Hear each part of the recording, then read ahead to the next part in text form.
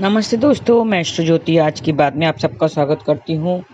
आइए आज की बात कर लेते हैं। आज बड़ा ही अच्छा दिन है, मंगलवार का दिन है और अष्टमी की तिथि है, महाअष्टमी के रूप में जो मनाया जाता है। मैं इसमें विस्तार में आपको सब बताऊंगी। पहले वास्तु से शुरू करती हूँ, उसके बाद आज की खास बात ले लेंगे, थोड़े से उपाय आप करेंगे आज के दिन के, और कृष्ण कथा में हम कुछ नया एक टॉपिक लेके हम उस पर चर्चा करेंगे। तो अंत तक बने रहिए और लाभ उठाइए। वास्तु की बात करें तो शुभ काम में स्वास्तिक शुभ फल देता है। स्वास्तिक बनाते हैं। स्वास्तिक को शुभता का प्रतीक माना जाता है। किसी भी नए काम करने से पहले स्वास्तिक बनाया जाता है, वो शुभता का प्रतीक है। हल्दी या सिंदूर से स्वास्तिक बना सकते हैं, और कोई भी आप नया कार्य शुरू करें पहले स्वास्तिक का चिन्ह बनाया जाता है और बनाना चाहिए। स्वास्तिक के लिए उत्तर पूर्व दिशा शुभ होती है। उत्तर पूर्व में भी आप स्वास्तिक बना के रखेंगे तो आपको शुभ फल मिलेगा, क्योंकि उत्तर पूर्व दिशा भगवान की, ईश्वर की दिशा मानी जाती है। पूजा स्थल पर या मेन गेट पर भी आप बना सकते हैं। आप पूजा की थाली लेते हैं, पूजा करते हैं तो उसमें पहले स्वास्तिक बनाते हैं। उसी तरह मेन गेट पे भी आप दोनों तरफ से स्वास्तिक बनाएंगे। आप हल्दी या कुंकू से स्वास्तिक बनाएंगे तो आपको शुभ परिणाम मिलेगा। ये थी वास्तु की बातें। तिथि की बात कर लेते हैं। अष्टमी तिथि आज दोपहर 1:24 तक रहेगी। आज चैत्र नवरात्रि का 8वां दिन है। आज नवरात्रि के 8वें दिन को महाअष्टमी कहते हैं। आज देवी की 8वीं शक्ति माता महागौरी की उपासना की जाती है। देवी को महागौरिया श्वेतांबरधरा भी कहा जाता है। माँ शैलपुत्री की तरह इसका वाहन भी बैल है। देवी का ऊपरी दायां हाथ अभय मुद्रा में रहता है। ऊपर वाले बाएं हाथ में डमरू, नीचे वाले हाथ में शांत मुद्रा में रहता है। माँ का प्रिय फूल रात की रानी होती है। रात की रानी मतलब टच मी नॉट फूल। अगर आपको शुभ परिणाम चाहिए तो आप उसको आज रात की रानी का फूल भेंट करें। अन्न, धन और सुख समृद्धि पाने के लिए महागौरी की उपासना की जाती है। और आज अन्नपूर्णा अष्टमी भी है। आज अन्नपूर्णा अष्टमी भी मनाई जाती है। माँ अन्नपूर्णा भी दुर्गा जी का ही एक स्वरूप माना जाता है। तो आज ओम नमः अन्नपूर्णा, अन्न पूरे द्रुत पूरे गणेश जी, पाति पूरे ब्रह्म विष्णु महेश तीनों देवतम, मेरी शक्ति गुरु की शक्ति, श्री गुरु गोरखनाथ की दुहाई। ऐसा आपको एक ये पाठ करना है तो आपके सारे मनोरथ सिद्ध हो जाएंगे। घर में बने शुद्ध खाने से देवी माँ को भोग लगाएं और पूजा करें। आज जो भी घर में अन्न बना है उसे देवी माँ को भोग लगाकर पूजा करें। किसी ब्राह्मण को आदर पूर्वक भोजन कराएं। ऐसा करने से देवी माँ बहुत प्रसन्न होती है और आपको शुभ फल प्रदान करेगी। नवरात्रि के दौरान संधि काल में संधि पूजा का विशेष महत्व होता है। ये पूजा अष्टमी के समाप्त होने और नवमी शुरू होने पर ही की जाती है। अष्टमी के आखिरी 24 मिनट और नवमी के पहले 24 मिनट संधि काल कहलाता है। हर पूजा में 108 मिट्टी के दिए, 108 कमल के फूल, एक लाल साबुत फल, लाल गुलहर के फूल, साड़ी, चावल, बेलपत्र का प्रयोग किया जाता है। ये सब मैं आपको बताती हूँ संधि काल की पूजा के लिए। माँ दुर्गा को 108 लाल गुलहर के फूलों की माला भेंट करें। 108 बेल के पत्तों से बनी 2 माला पहनाई जाती हैं। आज संधि काल की पूजा का मुहूर्त दोपहर 1 बजे से दोपहर 1:45 तक रहेगा। आज रात 11:16 तक धृति योग रहेगा। धृति योग में रखा नींव का पत्थर आजीवन सुख सुविधाएं देता है। मतलब धृति योग में अगर आपने एक घर का शिलान्यास किया हो तो उसमें आपको शुभ परिणाम मिलते रहेंगे। इसी घर का शिलान्यास इस योग में सबसे खास माना जाता है। आज से कल सुबह 5:16 तक पुष्य नक्षत्र रहेगा। 27 नक्षत्रों में से पुष्य नक्षत्र 8वां नक्षत्र है और ये शुभ नक्षत्रों में माना जाता है। इसमें सोना चांदी की खरीदारी के लिए पुष्य नक्षत्र बड़ा ही शुभ माना जाता है। पुष्य नक्षत्र का राशि कर्क है और इसका स्वामी शनिदेव है और इसका संबंध पीपल के पेड़ से बताया गया है। इस दौरान पीपल के पेड़ की उपासना जरूर करनी चाहिए और उसे किसी प्रकार का नुकसान नहीं पहुंचाना चाहिए।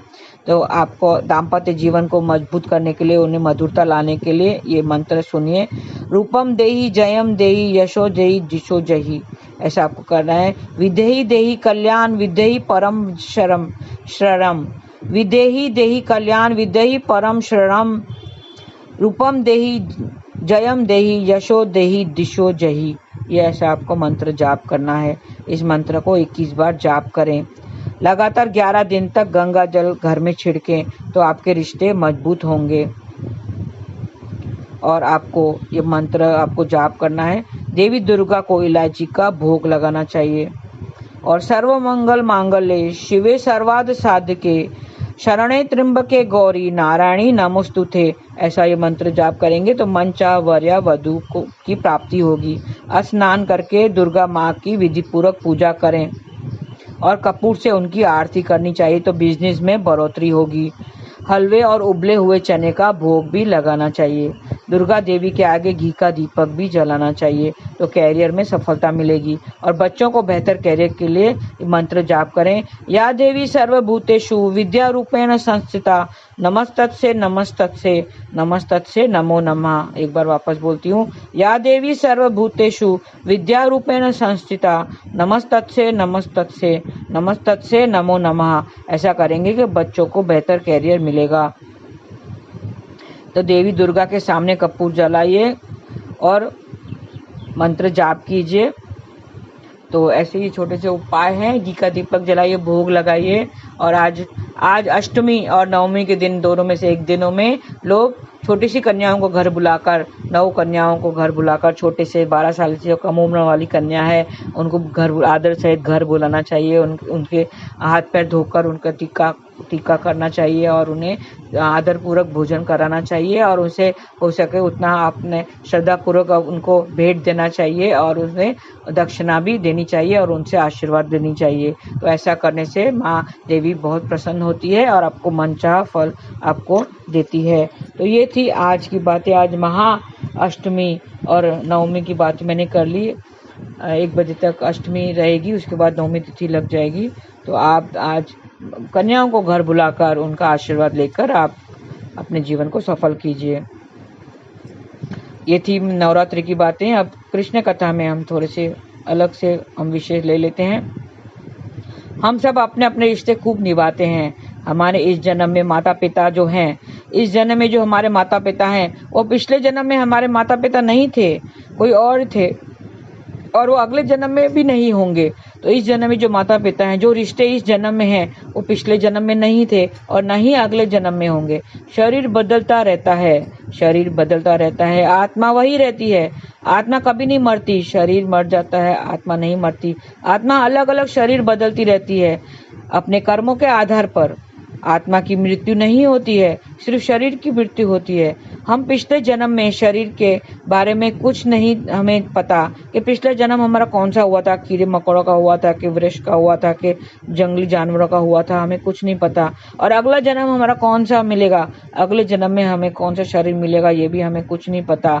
सिर्फ हमें इस जन्म के बारे में पता है। तो इस जन्म को हमें सफल बनाना है। कल हम पिछले जन्म में हम कीड़े मकोड़े थे, कीड़े मकोड़ों का जन्म मिला होगा हमें, या अगले जन्म में हमें आने वाला पशु पक्षी का जन्म मिलेगा, यह हमें कुछ पता नहीं है, हमें इसका कुछ ज्ञान नहीं है। मानव शरीर अनमोल है। ये हमें जो मानव शरीर मिला है वो अनमोल है, इसकी कदर कीजिए। इस यूनि में ही हम, इसी यूनि में ही हम, इसी मानव यूनि में ही हम अपने पापों को काट सकते हैं। इसमें ही इस पशु पक्षी के जन्म में सिर्फ भोगने के लिए आते हैं। पशु पक्षी का जन्म सिर्फ भोगने के लिए ही होता है। लेकिन ये जो मनुष्य देह आपको मिली है, इसमें हमें इतनी बुद्धि मिली है कि हम अपने कर्मों का पश्चाताप इसी यूनि में कर सकते हैं और अपने पापों को काट भी सकते हैं। हमें जब जन्म लेते हैं तो हमें ये नहीं पता होता कि हमारे माँ बाप कौन होंगे। जब हम जन्म लेते हैं तो हमारे माता पिता कौन है ये हमें नहीं पता चलता है। फिर जब हम जवान होते हैं तो हमें कैसा जीवन साथी मिलेगा, कैसी लड़की मिलेगी या कैसा लड़का मिलेगा, ये हमें नहीं पता होता। और फिर जब लड़की प्रेग्नेंट होती है, शादी के बाद प्रेग्नेंट होती है, तो उसे लास्ट मिनट तक ये नहीं पता चलता कि उसको लड़का होगा कि लड़की होगी। कहने का मतलब ये है कि हमें किससे जुड़ने वाले हैं, हम आगे कल को किससे जुड़ने वाले हैं ये हमें नहीं पता। हमारे कौन संगी साथी और जुड़ेंगे हमें नहीं पता। ये एक जर्नी है, ये हर एक स्टेशन पे रुकती है, और कौन से स्टेशन पे कौन कौन लोग चढ़ेंगे वो हमें नहीं पता। हम किससे किससे जुड़ेंगे हमें नहीं पता। इस जर्नी में, इस जीवन की जर्नी में हमारे आगे और कौन कौन जुड़ने वाला है ये हमें नहीं पता। हमें कल का नहीं पता, हम किससे जुड़ने वाले हैं ये हमें पता नहीं है। हमें अगर गुरु का संग मिलता है तो ये हमें कर्मों के आधार पर नहीं मिलता है, ये तो प्रभु की कृपा ही होती है। ये प्रभु की कृपा ही होती है जो हमें अच्छे गुरु मिलता है और अच्छा गुरु ज्ञान मिलता है। गुरु जो ज्ञान देने वाला होता है ये हमारे प्रभु की कृपा ही है, तो उसे धन्यवाद करना चाहिए। तो हम ऐसे गुरु ज्ञान मिलता है जैसे हम परमात्मा से जुड़ सकें, क्योंकि आत्मा परमात्मा का ही अंश है। श्री कृष्ण स्वयं कहते हैं गीता में कि तुम मेरे ही अंश हो। जैसे एग्जाम्पल, अंश कैसे, क्या, एक पेपर लेते हैं, एक पेज लेते हैं, एक बुक का पेज लेते हैं, उसमें से एक कोना आप फाड़ दीजिए, एक कोना उसे अलग कर दीजिए, तो वो जो छोटा कागज का टुकड़ा जो अलग किया है वो भी वो पेपर का ही हिस्सा है, वो पेपर का ही हिस्सा है, उसी का ही अंश है वो। जैसे एक कलश में, एक लोटे में आप समुद्र का पानी भरकर आइए, लोटे में समुद्र का पानी भरकर लाइए, तो जो समुद्र में जो पानी है और जो कलश में जो पानी है वो भी एक ही है। जो कलश का जो पानी है, लोटे में जो पानी भरा है, वो उस समुद्र का ही अंश है। वो पानी वही सेम एक ही पानी है, दोनों एक ही है। समुद्र का पानी एक ही है, उसके क्वालिटीज भी सब एक ही है। वो भी पानी है, ये भी पानी है, उसकी क्वालिटी सब सेम है, उसका भिन्न नहीं होती है, वो भिन्न नहीं होता है।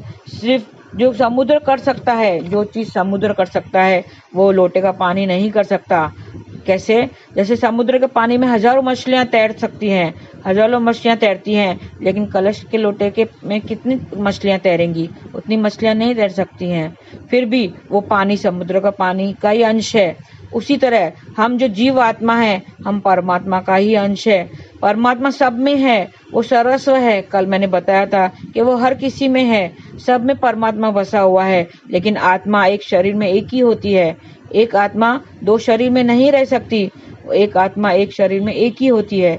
एक शरीर की एक ही आत्मा होती है। जब आत्मा निकल जाती है तो शरीर का काम खत्म हो जाता है, तो वो यूं ही जमीन पर निर्जीव होकर पड़ा रहता है। आपने देखा होगा, जब आत्मा निकल गई, मतलब जिसकी मृत्यु हो जाती है, तो उसको जमीन पर लेटा देते हैं, वो निर्जीव हो जाता है, उसका हाथ पैर कुछ काम नहीं कर सकता। क्यों?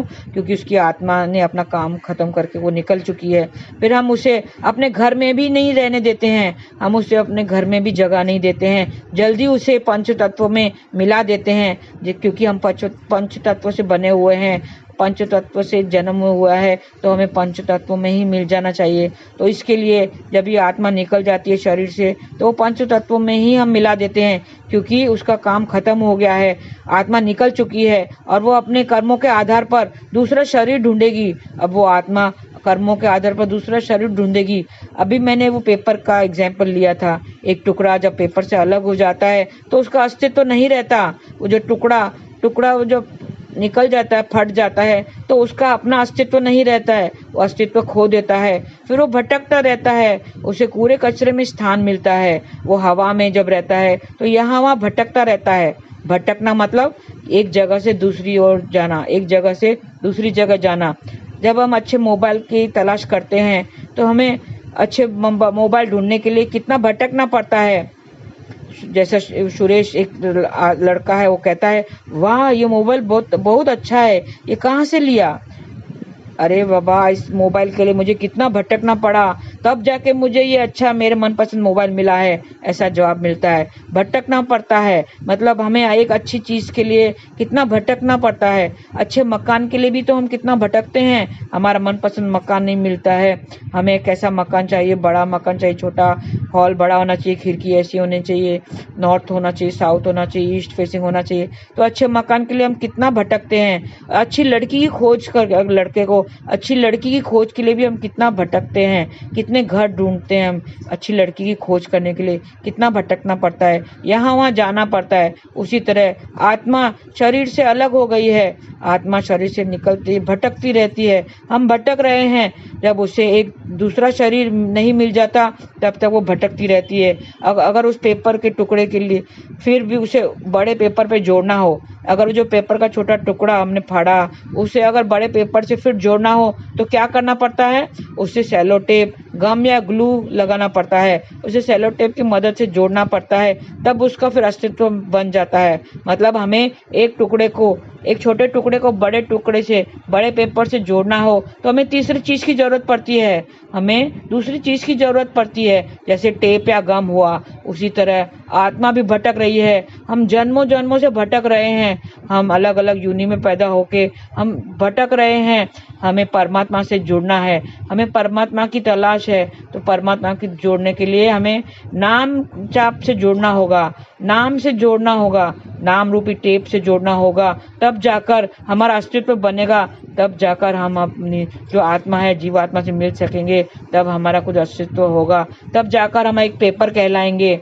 आत्मा को परमात्मा से जोड़ने के लिए केवल एक उपाय है, सिर्फ एक ही उपाय है, एक ही आधार है, नाम जाप करना। हरे कृष्णा कृष्ण कृष्ण हरे हरे, हरे राम राम राम हरे हरे। तो आप भी नाम जाप से जुड़ जाइए और नाम से ही उस पेपर को, एक टुकड़े को उससे जोड़ दीजिए, मतलब आत्मा को परमात्मा से मिला लीजिए। बस वो ही आपको अपना जीवन सफल करेगा, ताकि हम वो एक हो जाए, वो आत्मा परमात्मा से मिलकर एक हो जाएंगे और वो उसी में ही लीन हो जाए।